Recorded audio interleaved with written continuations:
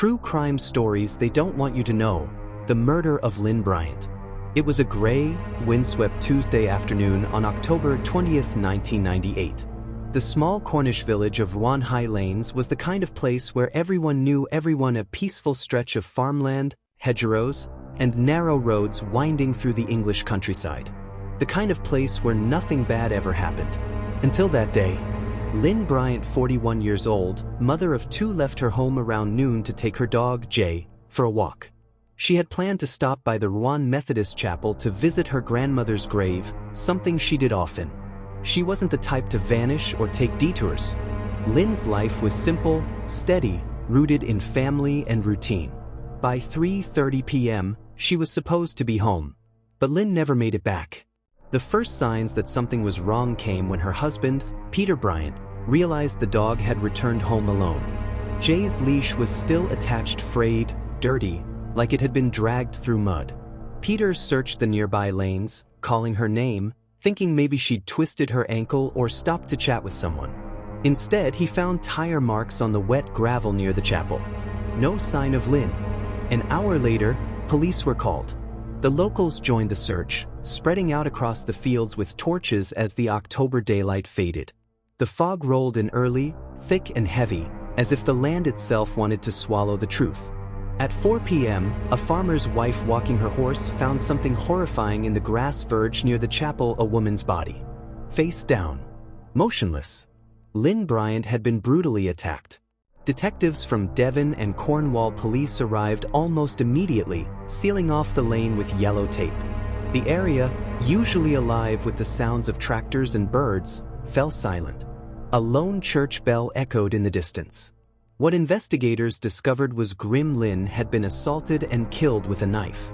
The pathologist later confirmed she died from multiple stab wounds, including one to her neck. Her coat was torn, one of her boots missing, and her glasses thrown several feet away. Whoever did it had vanished into the mist without being seen. But what made the crime even more disturbing was how public the location was. It was the middle of the day, broad daylight on a quiet rural road. Someone had to have seen something. Over the next few days, police flooded the area. They knocked on every door, questioned hundreds of locals, and reconstructed Lyn's final walk step by step. Witnesses came forward with strange fragments of memory: an unfamiliar car, a lone man standing by the hedge, a van parked near the chapel. One woman remembered seeing a dark-haired man in his 40s, wearing a blue jacket, speaking to Lyn near the roadside sometime after 2:30 p.m. Another remembered a gray car driving slowly up and down the road. And then, nothing.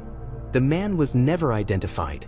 Forensic teams combed through the area: footprints, tire tracks, cigarette butts, fibers, but nothing connected to a suspect. They took DNA samples from hundreds of local men. Still nothing matched. Cornwall was in shock. Lyn Bryant wasn't a random victim in a big city, she was part of a small, tight-knit community. The attack seemed impossible, senseless. And yet, as detectives dug deeper, they began to uncover strange inconsistencies in her last hours. Her watch had stopped at 3:07 p.m., possibly the time of her death. The chapel gate had fresh scratches, as if someone had been dragged against it. And there was one more mystery that puzzled everyone: her handbag was missing.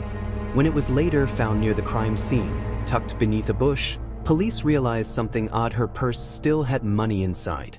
Robbery wasn't the motive. So what was? The investigation became one of the largest in Cornwall's history.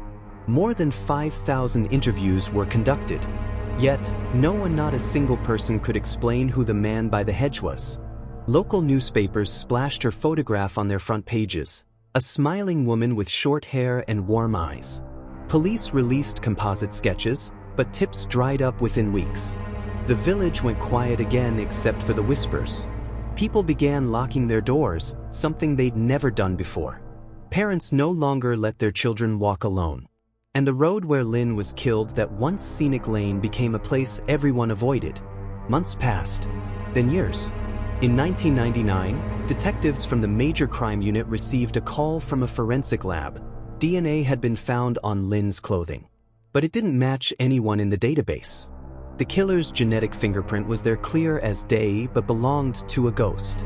Every few years, Police would make public appeals. Crime Watch featured the case multiple times, but each lead turned cold. And then, 20 years later, in 2018, came a new revelation. Advances in DNA testing identified a partial match, meaning the killer might be a relative of someone in the national database. A man linked by blood, not by identity. Detectives began tracing family trees, building a web of genetic connections that could lead to the truth. But before they could act, another discovery changed everything. In a sealed evidence bag, deep within the archives, investigators found something overlooked for years: a single piece of cloth with tiny flecks of red and blue fibers. Fibers that didn't belong to Lyn, her clothes, or anyone known to the case. Forensic experts tested it, and what they found would take the investigation in a shocking new direction. The discovery of the fibers changed everything. They weren't from any material Lyn owned, nor from anyone in her family. The microscopic analysis revealed something distinct: a rare synthetic blend, the kind used in industrial workwear during the late 1990s. Specifically, the type manufactured for utility or road maintenance uniforms. The realization sent ripples through the investigation team. It meant that whoever killed Lyn might have been a tradesman, someone local, someone trusted enough to blend into a community that didn't take kindly to strangers.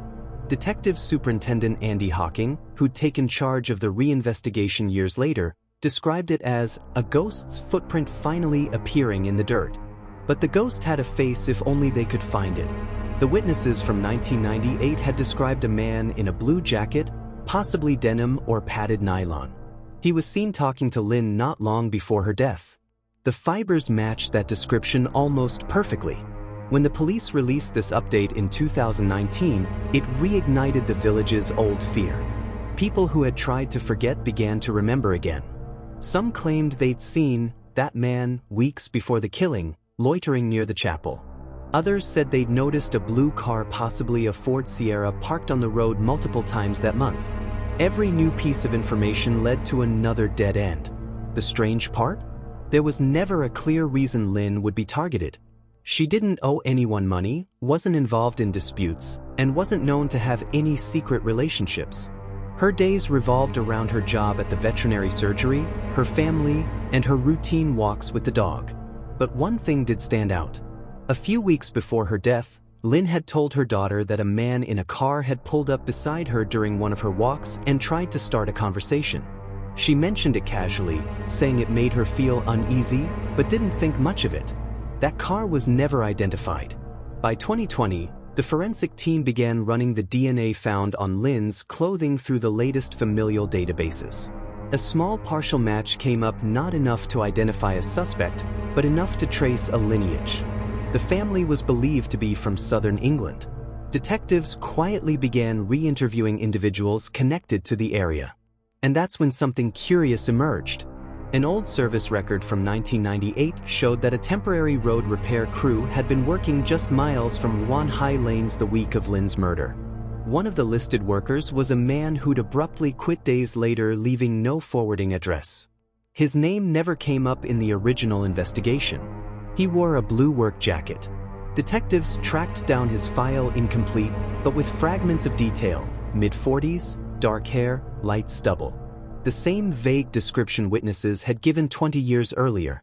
His employer said he'd left without notice after a disagreement, taking a company van overnight and returning it the next morning with extra miles logged.